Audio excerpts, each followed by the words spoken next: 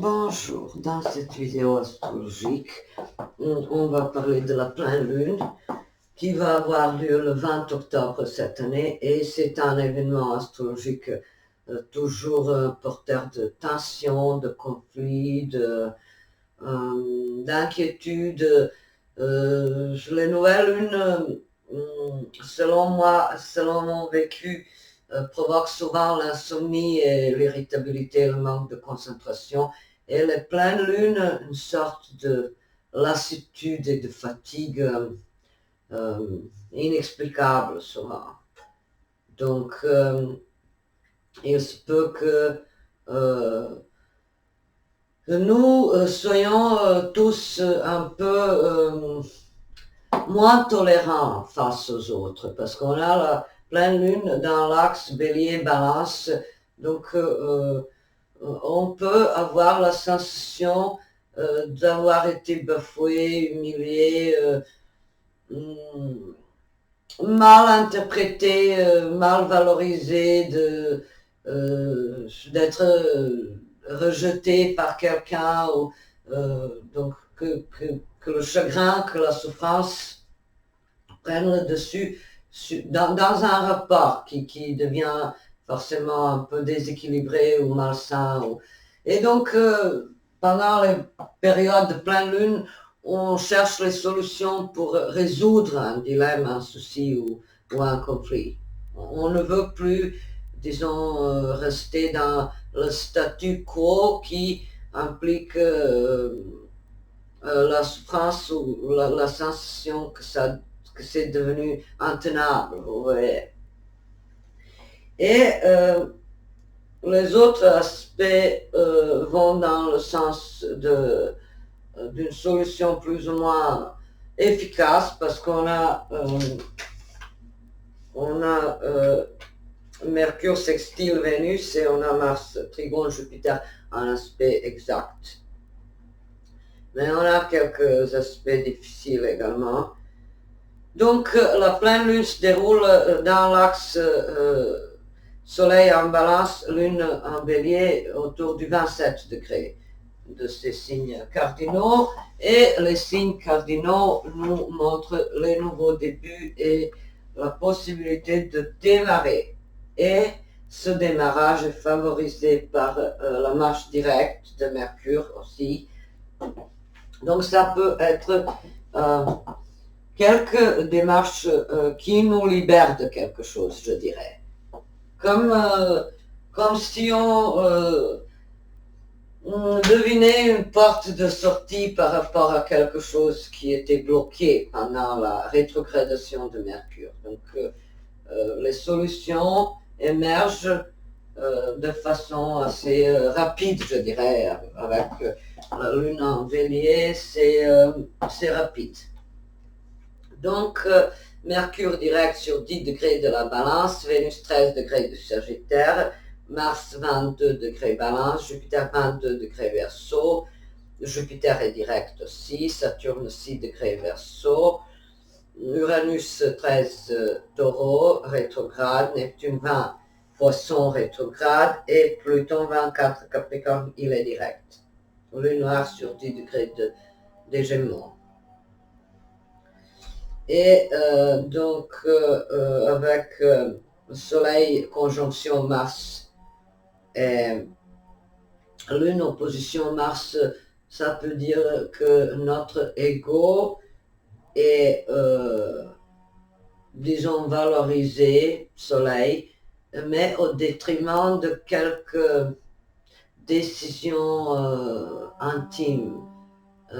Au détriment d'une paix intérieure. Il n'y a pas d'équilibre émotionnel avec cette opposition Soleil en balance, Lune en bélier. Comme si le paraître, les apparences sociales, le statut social, les soins d'avoir une bonne réputation, une bonne position sociale, ça menace un équilibre intérieur. Donc pour quelqu'un, ça peut être sacrifier son temps censé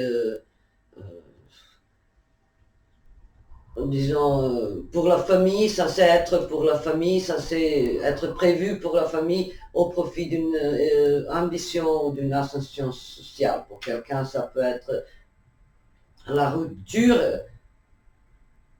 d'un rapport conjugal, sentimental, affectif, professionnel. La rupture et l'éclaircissement d'une situation qui est devenue, voilà, c'est conflictuelle et ingérable. Et donc on a Mercure, Trigon, Saturne, un bel aspect qui promet quand même des solutions. Et la possibilité de s'en sortir, disons, sans dégâts particuliers au niveau matériel ou au niveau concret. Mercure, c'est la communication, la parole, les écrits. Saturne, c'est la structure, c'est les règles. Ça peut être aussi des normes législatives ou autres. Donc, on est en phase, on est dans la norme, on est euh, par rapport à ce domaine extérieur. Donc, on est conforme à une sorte de normalité et une sorte euh, de gestion normale du quotidien. Parce qu'avec Mercure rétrograde, on a pu être un peu chamboulé et déboussolé et ne pas savoir vraiment comment réagir, quelles paroles utiliser, comment communiquer. On a pu faire euh, des erreurs de jugement, des erreurs de communication, mal prendre une suggestion, une remarque, se froisser trop ou utiliser des paroles inappropriées. Mais avec Mercure direct et Trigon Saturne, c'est quand même retrouver ce pragmatisme et cet esprit euh, du concret. Vous voyez de quoi je parle. Donc, cette pleine lune, euh, en fait, avec la marche directe de Mercure, promet quand même une sortie d'une période de confusion mentale, de retard, de blocage, d'ennui. Et donc, pour cette fois, je n'ai pas choisi le film ou la chanson ou la poésie, ni un livre. J'ai choisi comme description un syndrome psychologique qui s'appelle le syndrome de Fée-Clochette. C'est un trouble affectif qui n'est pas tellement, disons, toxique ou dangereux pour les autres, quoique. Et cette appellation a été créée par Sylvie Tenenbaum. C'est une psychanalyste qui a déjà écrit de nombreux ouvrages sur ce syndrome et non seulement. C'est une psychanalyste réputée qui a donc étudié ce décalage, cette fissure intérieure entre l'aspect social brillant et un chaos intérieur ténébreux. Donc, le syndrome de Fée-Clochette, selon Sylvie Tenenbaum, implique les femmes qui vivent mal leur émotivité et qui ont la tendance à refouler ou qui ont la tendance à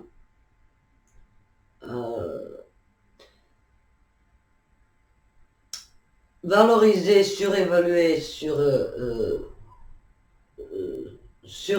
la dimension sociale et professionnelle au détriment des émotions.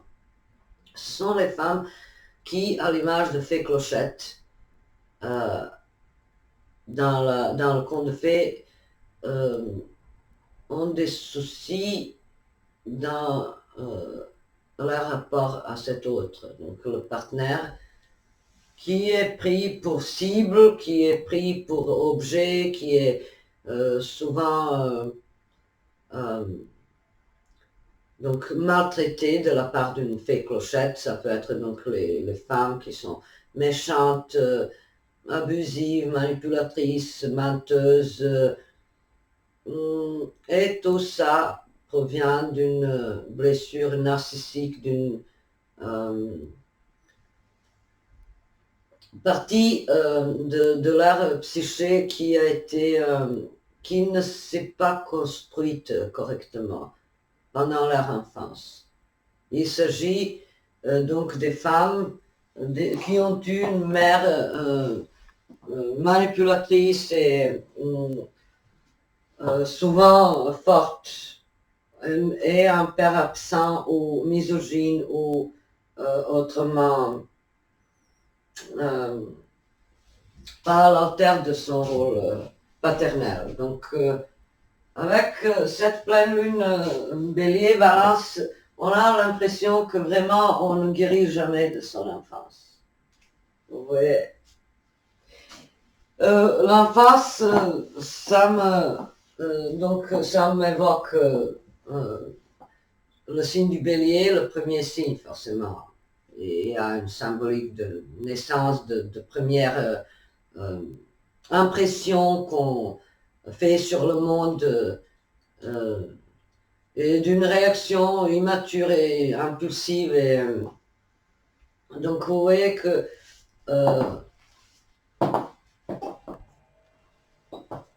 nos fées clochettes, selon Sylvie Tenenbaum, sont des femmes qui aspirent à une position sociale assez élevée et qui réussissent brillamment à leur vie et qui sont respectées et possèdent donc tous les atouts et toutes les conditions nécessaires pour être considérées comme heureuses et épanouies. Mais à l'intérieur de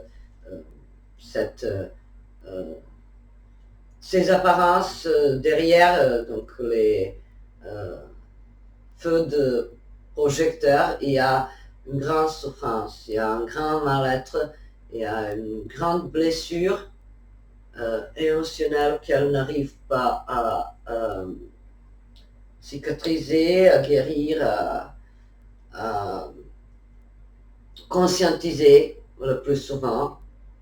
Ce sont donc les femmes qui se surinvestissent dans le domaine professionnel et qui possèdent ce don de gestion, d'une maîtrise parfaite en ce qui concerne les affaires, l'argent, le rôle social, mais intérieurement vide et noirci dans leur souffrance émotionnelle, parce que souvent, sans partenaire, ou si elle entretient des rapports, ça peut être donc les rapports de force, les rapports destructeurs, les rapports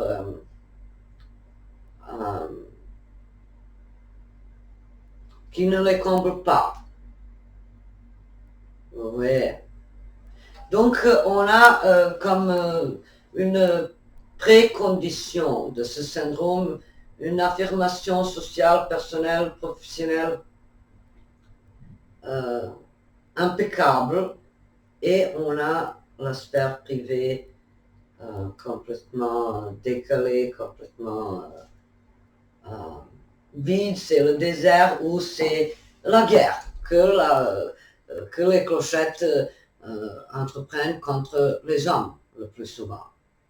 Donc elles peuvent être jalouses, possessives, autoritaires, manipulatrices. Elles font mal aux autres et elles se font du mal. C'est cette blessure émotionnelle qui me paraît significative quand on parle de cet axe bélier-balance.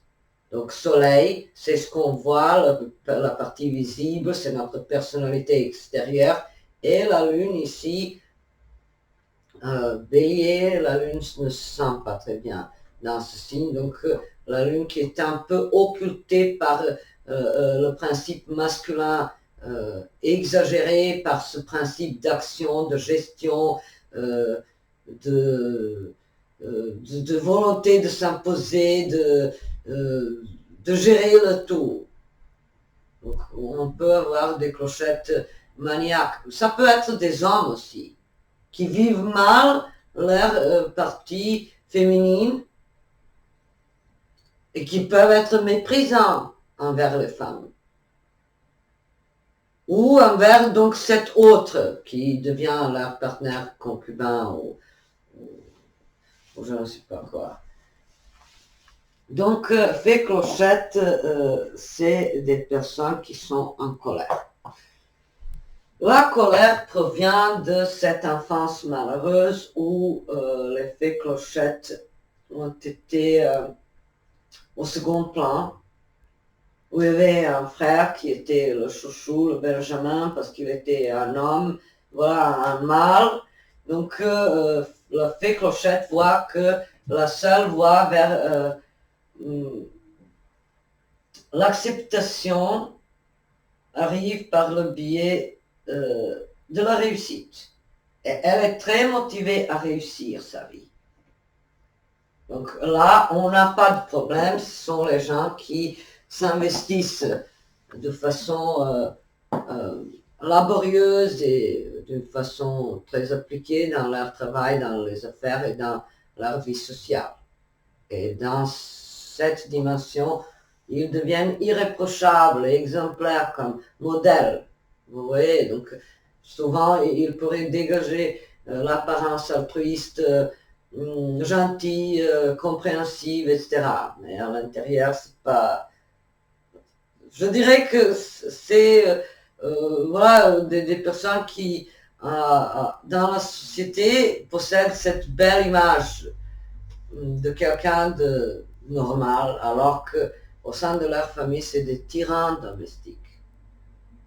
Je dirais que c'est un peu ça, cette faille, cette fissure.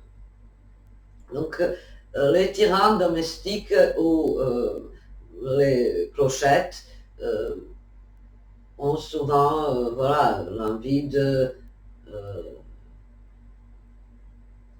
faire des scènes, de faire des psychodrames pour ensuite gérer les conflits et pour être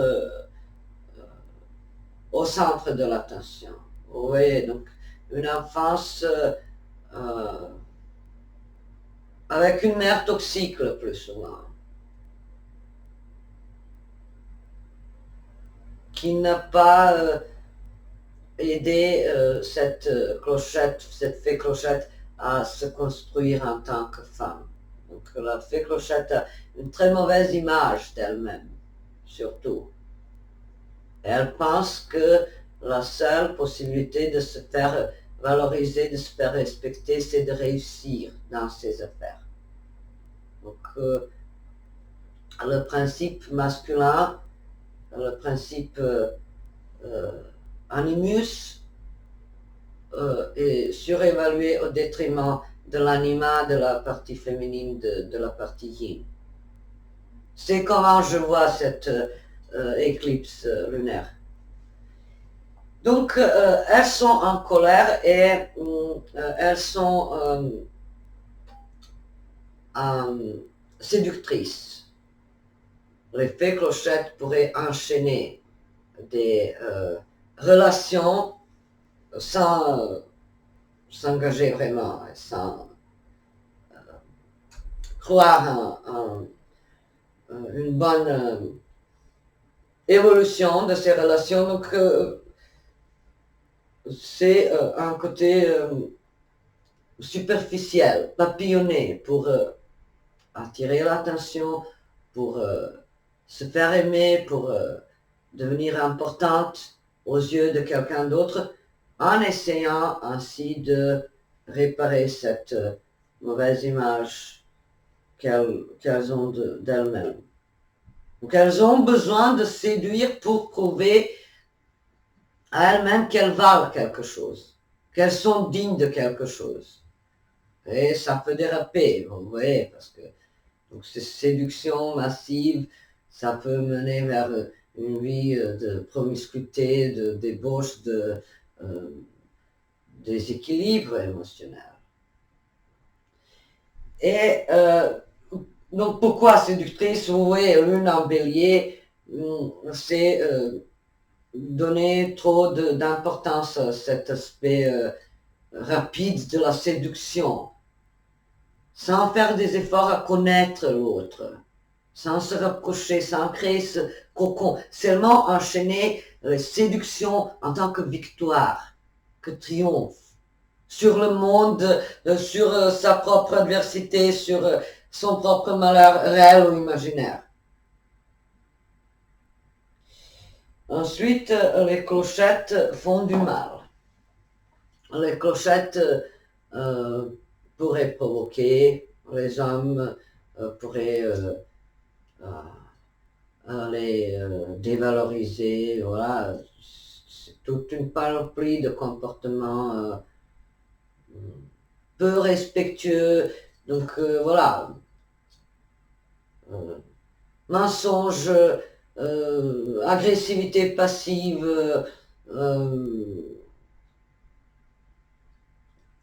se victimiser alors qu'on est bourreau. Vous voyez, donc toutes sortes de rapports plutôt déséquilibrés avec les hommes, avec les partenaires en fait. Donc, elles font du mal. Ensuite, les fées clochettes ont la peur de leurs propres émotions. C'est cet axe opposition soleil en balance, lune en bélier. Peur des émotions, lune en bélier. Donc on ne les montre pas, on ne les prend pas en compte, on est dans le paraître, soleil en balance. On ne s'écoute pas intérieurement quels sont donc les besoins affectifs, quels sont le besoin d'amour. Donc la fée clochette ne veut pas s'avouer qu'elle est fragile, qu'elle est en quête d'amour.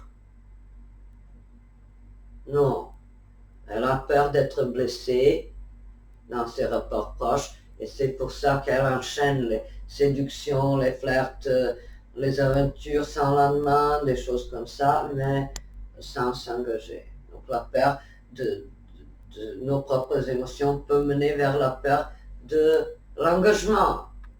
Et tout ça fait partie en fait d'une dépendance affective. Ouais. Ensuite, les fées clochettes se font du mal.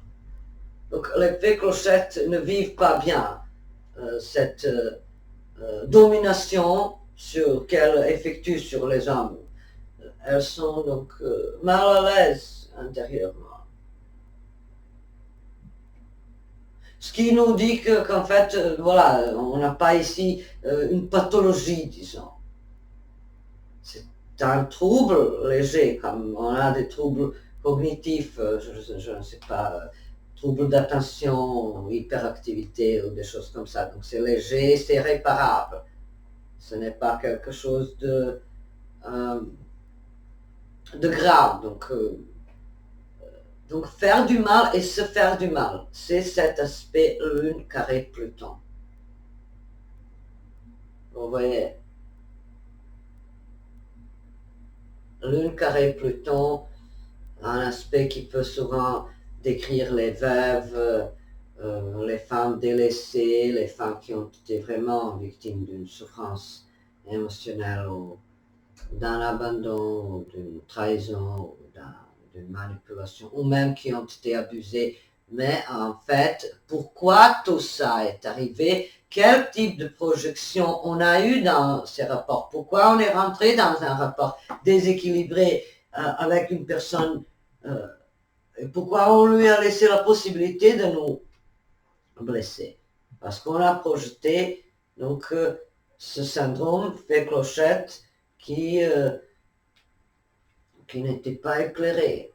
Fait clochette donc vivent dans la négation, dans le déni de leurs propres besoins affectifs. Et tout ça va résulter après une jeunesse frénétique et remplie de conquêtes et de jouissance et de victoire, entre guillemets, sentimentale. La fée clochette va se trouver dans l'âge mûr toute seule, sans partenaire, sans famille, parce que elle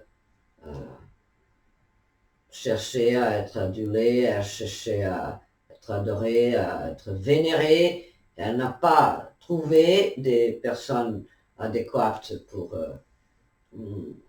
combler son vide et son manque et cette froideur émotionnelle qui était en elle, et donc elle reste seule.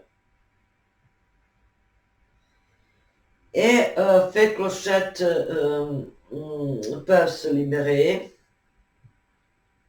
La libération arrive par l'acceptation de soi-même, par le fait de s'assumer dans n'importe quelle circonstance et situation, d'accepter ses propres défaillances et sa propre, disons, imperfection, d'accepter sa faiblesse, sa fragilité, sa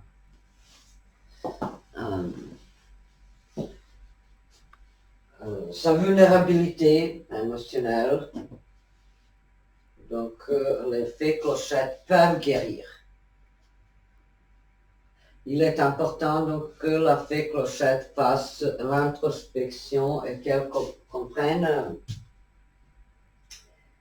avant qu'il soit trop tard, je dirais. Donc les fées clochettes devraient autour d'un certain âge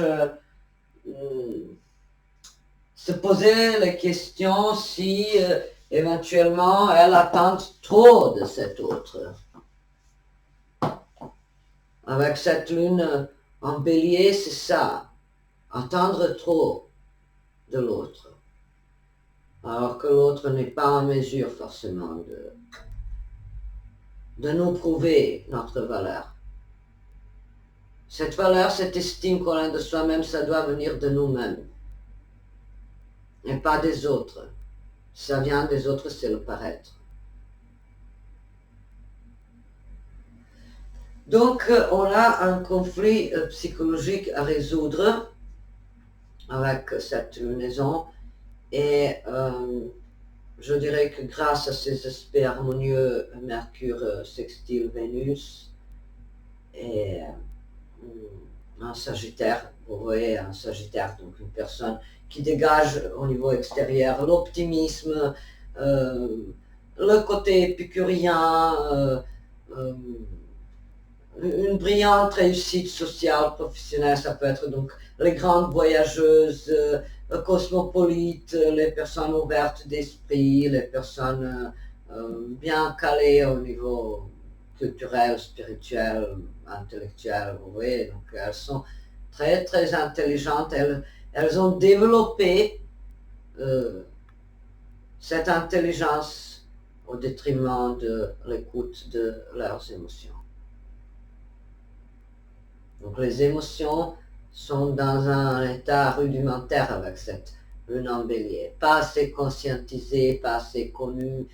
Donc ouais, c'est, je dirais, le cas par exemple des hommes aussi, qui par exemple qui sont sur une position sociale, professionnelle marquante, remarquable, genre patron, chef, etc., mais qui ont dans l'aspect privé un côté grossier, un côté abruti, voilà, qui traitent les autres avec un manque de tact et de respect. Ça peut provenir de là, ce syndrome. Vous voyez de quoi je parle? Les hommes, par exemple, qui s'imaginent que sa secrétaire ou que ses coopératrices, que ses collègues sont à lui, que c'est sa propriété.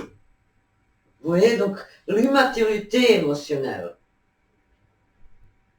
On s'imagine qu'on peut obtenir par force quelqu'un qui ne veut pas de nous. Et donc on s'impose et on veut par tous les moyens posséder quelqu'un, le contrôler, gérer sa vie. Alors que cette personne ne veut pas de nous. Donc voilà, c'est aussi, ça peut être le cas par exemple. Je dirais que c'est tout à fait une illustration en phase avec cette pleine lune. Vous avez des personnes complètement brillantes au niveau professionnel, mais qui manquent d'une telle façon radicale, d'une façon flagrante, le savoir-vivre en ce qui concerne la vie affective, la sphère privée, intime.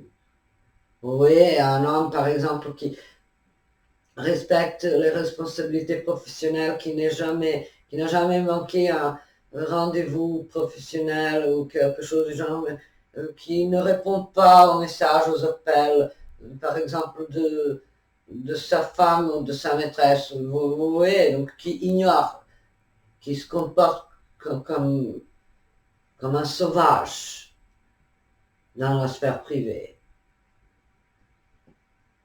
C'est la peur de ses propres émotions.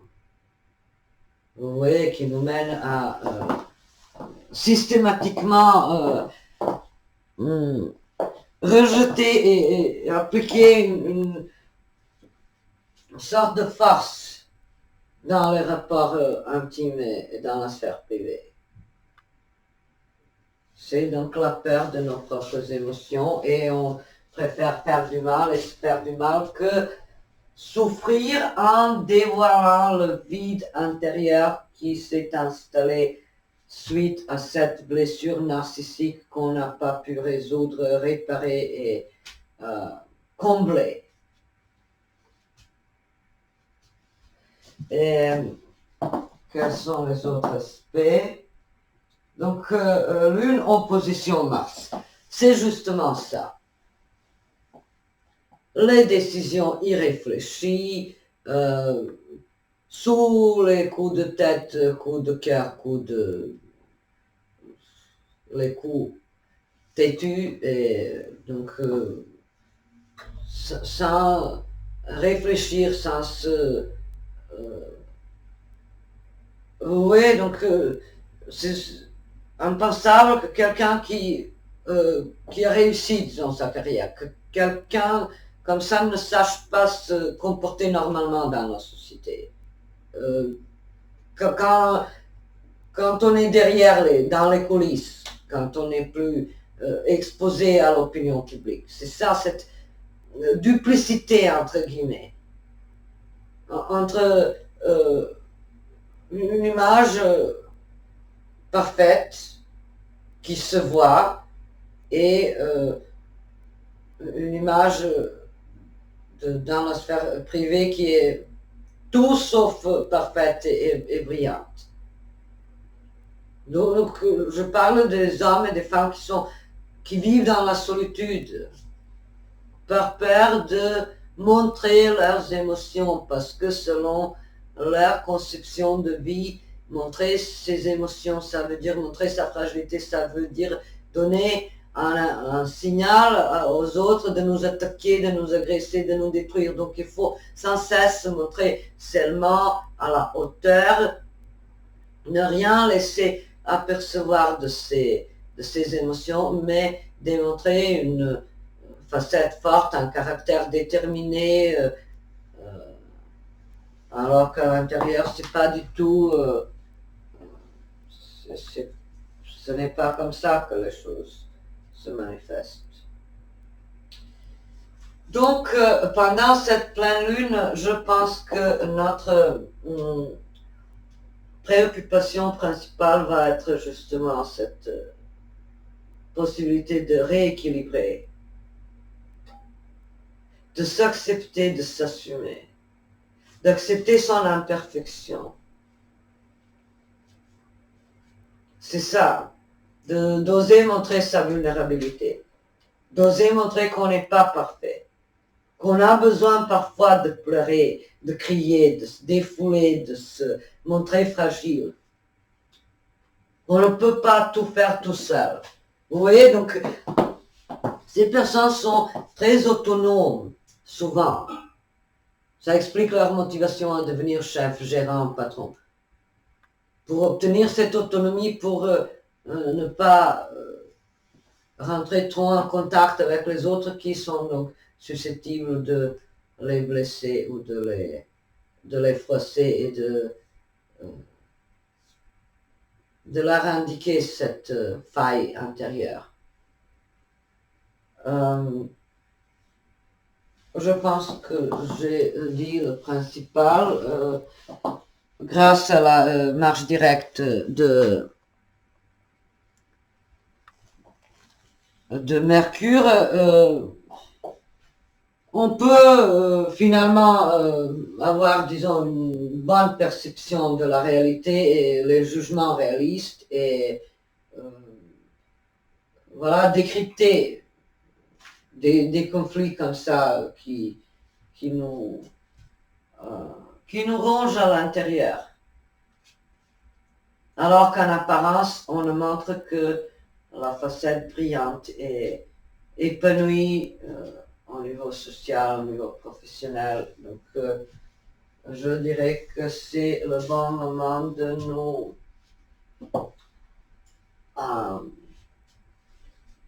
reconnecter à cette partie fragile qui se comporte comme un enfant gâté et de réparer cette immaturité et de comprendre que les rapports sains comportent la responsabilité, les promesses tenues, la nécessité de se dévoiler devant l'autre et non de cacher sa vraie personnalité. Donc l'effet clochette enchaîne les séductions en allant d'un partenaire à l'autre, justement pour ne pas venir à cette fusion, à ce moment où on se montre tout fragile, vous voyez. Donc ils ne veulent pas laisser l'autre voir leur faiblesse. C'est le moment de nous dévoiler avec toute notre faiblesse et nos peurs et nos inquiétudes et nos angoisses. Donc sans craindre que ça va enlever quelque chose de notre force et de notre réussite. On a le droit d'être parfois indécis, parfois hésitant, parfois incertain de quelque chose. Ouais, donc on ne peut pas chaque fois être à la hauteur de tous les défis qui viennent. On a le droit de réussir, mais on a le droit d'échouer aussi. Ça fait partie de la vie, du processus de l'évolution personnelle. Donc vous voyez de quoi je parle. Donc, osez montrer votre côté grincheux. Vous n'avez pas besoin d'être toujours accueillant, souriant, cordial, si ce n'est pas vraiment ce que vous sentez. Vous avez le droit d'être parfois en colère, de montrer votre insatisfaction. Je vous souhaite une belle et douce pleine lune dans l'axe Bélier-Balance. J'espère que je vous ai tout dit et je vais faire d'autres vidéos prochainement. Et, il n'est jamais trop tard de réparer quelque chose. Justement avec les planètes rétrogrades ou celles qui sont devenues directes mais qui ont été rétrogrades, donc Jupiter, Saturne, Pluton, puis Mercure redevenu direct. On a compris quelque chose pendant la rétrogradation et c'était au niveau intérieur et profond. ou inconscient. Maintenant, c'est le temps de conscientiser ces connaissances qu'on a acquises lors de la marche rétrograde. Donc, bonne pleine lune dans l'axe Bélier-Balance et à bientôt.